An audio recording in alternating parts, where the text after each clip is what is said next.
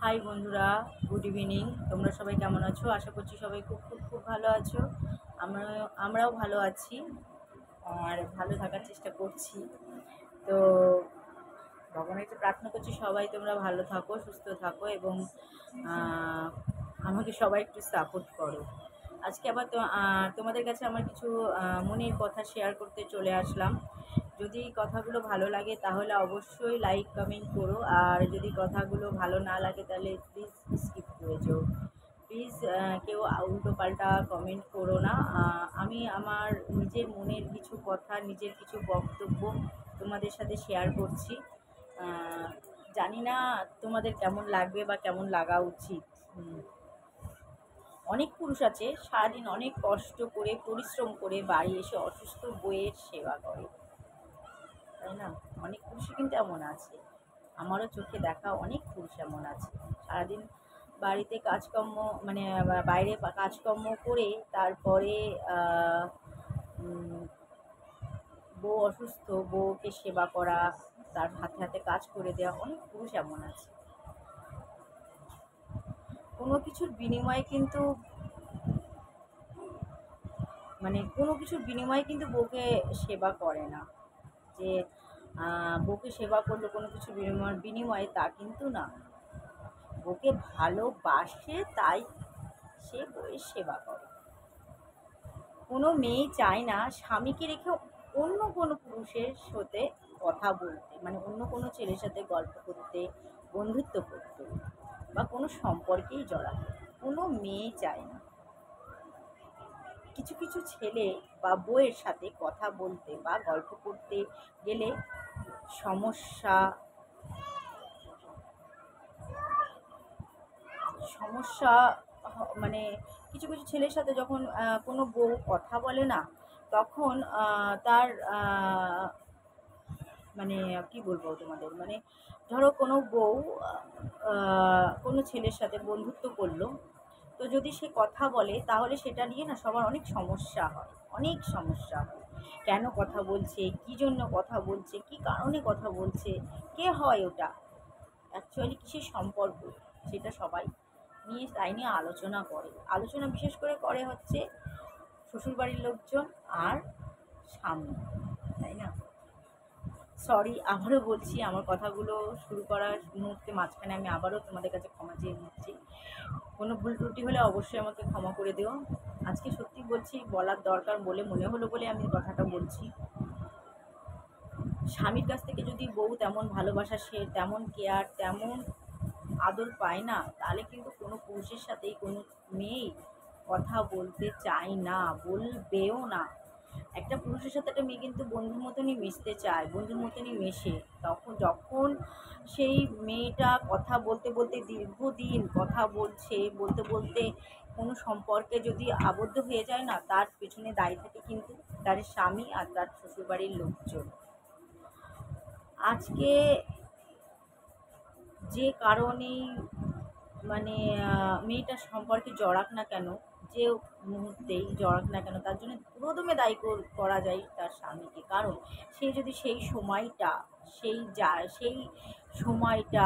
ভালোবাসাটা, সেই টাইমটা বা সেই মুহূর্তটা যদি তার বউকে দেয়, তাহলে কিন্তু সেই মেয়েটা কখনোই আরেকটা পুরুষের সাথে বন্ধুত্ব করতেও যাবে না, গল্প করতেও যাবে না।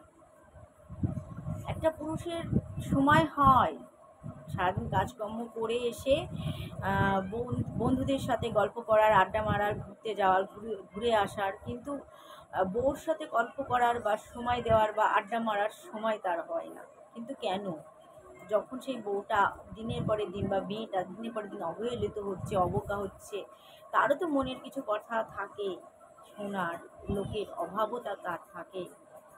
আর যদি সেই স্বামী যদি সেই সময়টা দেয় বা তার শ্বশুরবাড়ির লোকজন তার মনের কথাগুলো শোনে বা তাকে টাইমটা দেয়, তাহলে সে কেন বাইরের লোকের সাথে কথা বলতে যাবে? তা একটু বলো তো বন্ধুরা,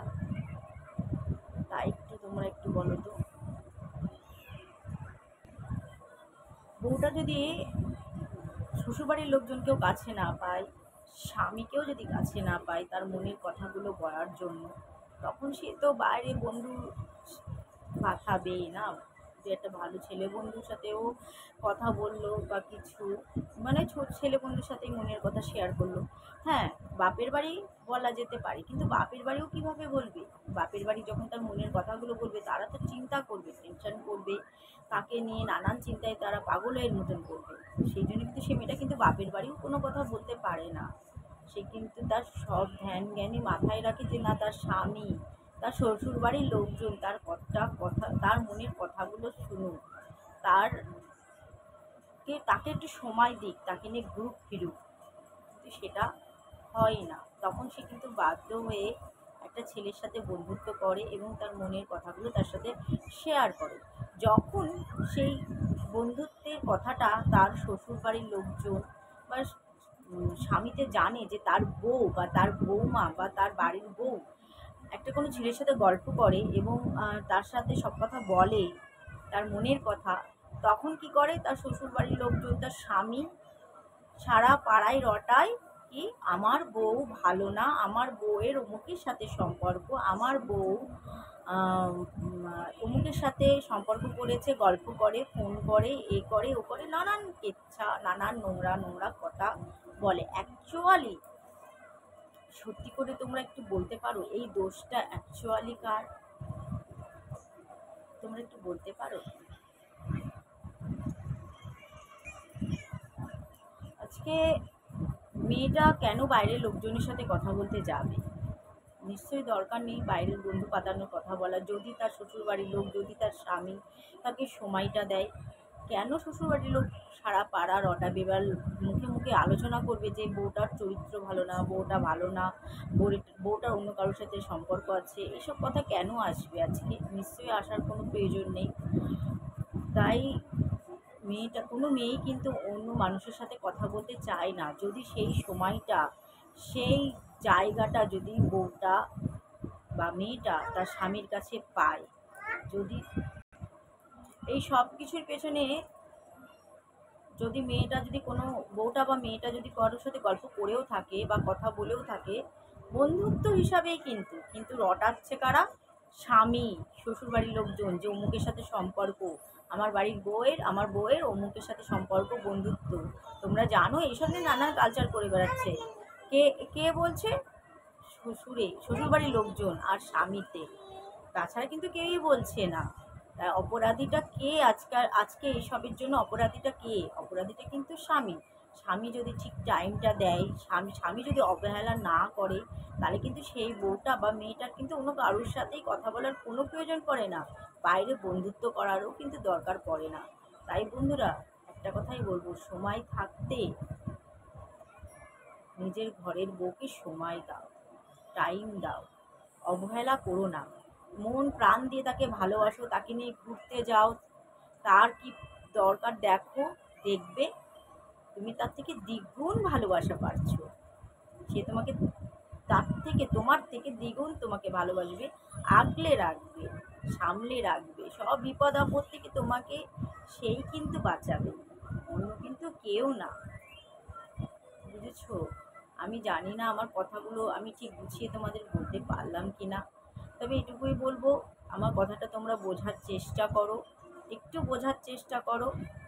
কোনো মেয়েই কিন্তু বাপের বাড়ি থেকে খারাপ হয়ে আসে না। যখন শ্বশুর বাড়ি এসে দিনের পরে দিন অবহেলা, অবাঞ্ছিত, অবজ্ঞা পায় না, তখন সে কিন্তু খারাপ হয়। সে কিন্তু বাইরে বন্ধু পাতায় বা বন্ধুত্ব তৈরি করে। তার জন্যে আসল অপরাধী হয় কিন্তু তার স্বামী। স্বামী যদি ঠিক মতন টাইম দেয়, স্বামী যদি তার মনের কথাগুলো শোনে, স্বামী যদি তার পাশে হাতে হাত রেখে চলে, তাহলে কিন্তু তার বাইরের কোনো বন্ধুত্বের দরকার পড়ে না। তাই বন্ধুরা, তোমাদের এটাই বলবো, তোমরা বউকে টাইম দাও, সময় থাকতে ভালোবাসো, দেখবে তুমিও দ্বিগুণ ভালোবাসা তার থেকে পাচ্ছ, দ্বিগুণ সে তোমাকে ভালোবাসছে। আমার আজকে মানে আজকে জানি না আমার এই কথাগুলো বলাটা ঠিক হয়েছে কিনা। আমি সবাইকে এই জন্যেই এই কথাগুলো বলতে চাইছি। চারিদিকে যেভাবে দেখছি পরকীয়া পরকীয়া পরকীয়া, মানে এতে সংসারও শেষ হয়ে যাচ্ছে, বাচ্চা কাচ্চার জীবন লাইফ সব নষ্ট হয়ে যাচ্ছে, যেটা একদমই হওয়া উচিত না। তো সেই জন্যই আমি বললাম। তো আমার কথা যদি তোমাদের কারোর খারাপ লেগে থাকে তো সরি, আমাকে ক্ষমা করে দিও। তোমরা ভালো থাকো, সুস্থ থাকো। আর প্লিজ কারোর যদি খারাপ লাগে তো কেউ ভিডিওটা স্কিপ করে যেও, আর যদি ভালো লাগে তাহলে লাইক কমেন্ট করো। প্লিজ আমাকে সাবস্ক্রাইব করে দিও। আজকে এখানেই আমার কথা আমি শেষ করছি। তোমরা সবাই ভালো থাকো, সুস্থ থাকো।